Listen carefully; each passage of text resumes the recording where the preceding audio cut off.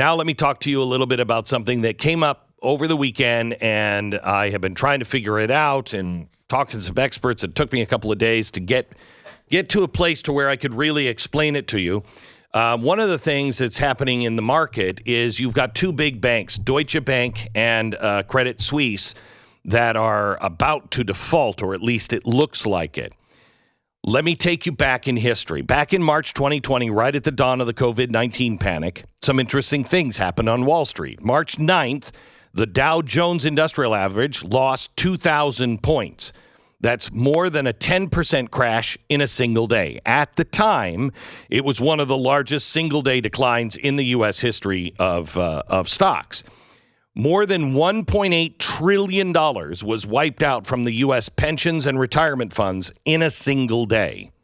March 10th, the very next day, the Federal Reserve began making emergency loans to what were considered to be systematically important banks.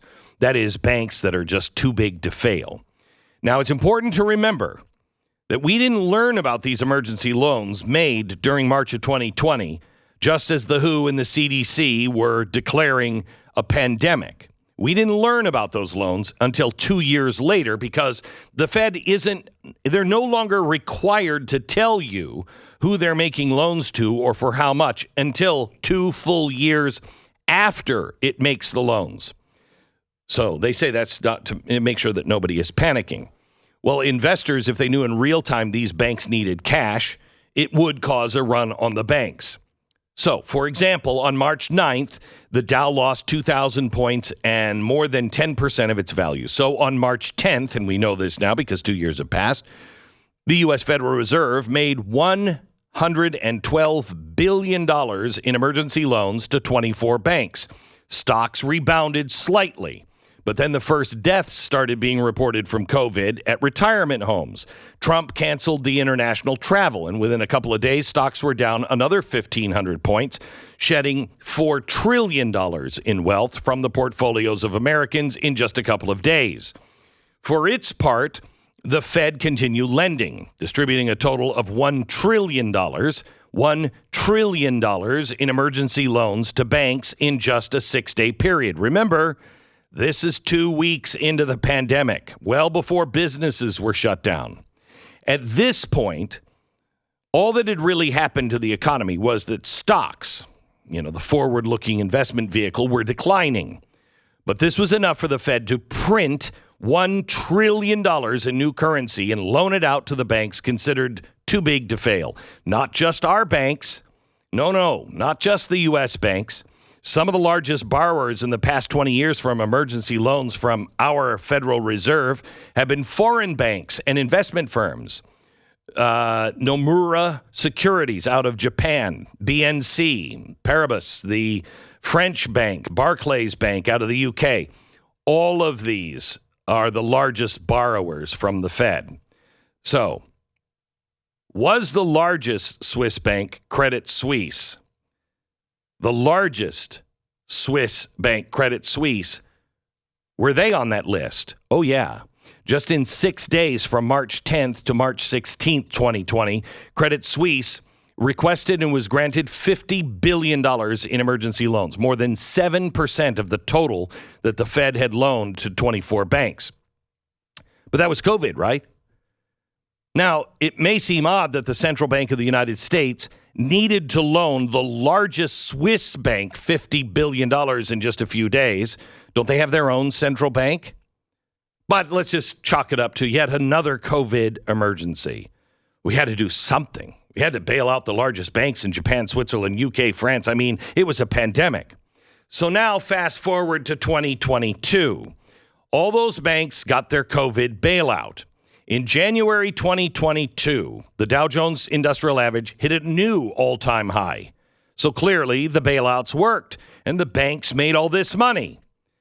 The banks were able to recover and get past the pandemic, right? I mean, those trillions in loans to banks skyrocketed inflation and, added to the currency circulation, and inflation is defined by, too much currency, too much money chasing too few goods. But we saved the banks, right?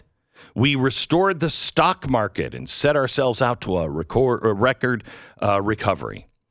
Well, yesterday, Credit Suisse, flagged as the too big to fail bank by the U.S. Federal Reserve, their stock hit an all-time low. They shed more than 65% of its value, losing 20% of its value in one day. Worse, investors are effectively betting now that Credit Suisse will go belly up next year. We know this because of, I hate to bring this word up, credit default swaps. I'm not going to get all big short on you, but this is when you have the bonds and you think, I think we might lose, the bank might go out. I buy an insurance policy, okay? Credit, default, and I swap. I swap what I'm holding, I give it to you, and I get the insurance money, okay? Credit default swaps. It's a way to bet on the down. It's horrible. But now, 30%, it went up. The price to insure went up 25% yesterday. 30% of people are now betting that Credit Suisse is going to collapse. So what's going on? Why would it collapse? Again, I'm not going to go into all of this stuff. I just need you to understand the big points, and you will understand. This will take your breath away. Again, remember we all talked about credit default swaps and derivatives.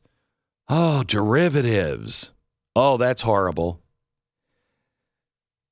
Without getting into all of that, remember when we said that the global derivatives market after 2008 started going back up again, and it surpassed what happened in 2008. And the global derivatives market was about $100 trillion. And we were like, $100 trillion?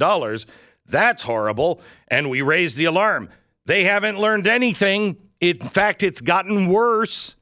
Then it rose to $500 trillion just a couple of years ago, and we raised the alarm again. Any idea where the derivatives market is right now? After 2 years of pandemic, 2 years of Biden inflation, and after stocks have lost 20% of their value since January, where's the derivative market? $1 quadrillion. No way out. $1 quadrillion. That's 1,000 trillion dollars. That's what's held by the 24 largest banks in the world. $1,000 trillion. You haven't even begun to feel the pain of what these people have done. Derivatives have been around since the 1920s, but we have gone insane. Now, last year, when a private wealth fund defaulted, it cost the global banks more than $11 billion in derivatives losses. More than $5 billion was absorbed by Credit Suisse Bank. That's nearly half the global losses of one firm that just had $11 billion. We have $1 quadrillion. Now, if I'm you, I could easily say it's a German bank or a Swiss bank, and it's not my problem. But it is your problem because it is your dollar, your currency provided by your Federal Reserve. Why are there not people standing in front of the Federal Reserve demanding answers and holding signs up? $1 quadrillion.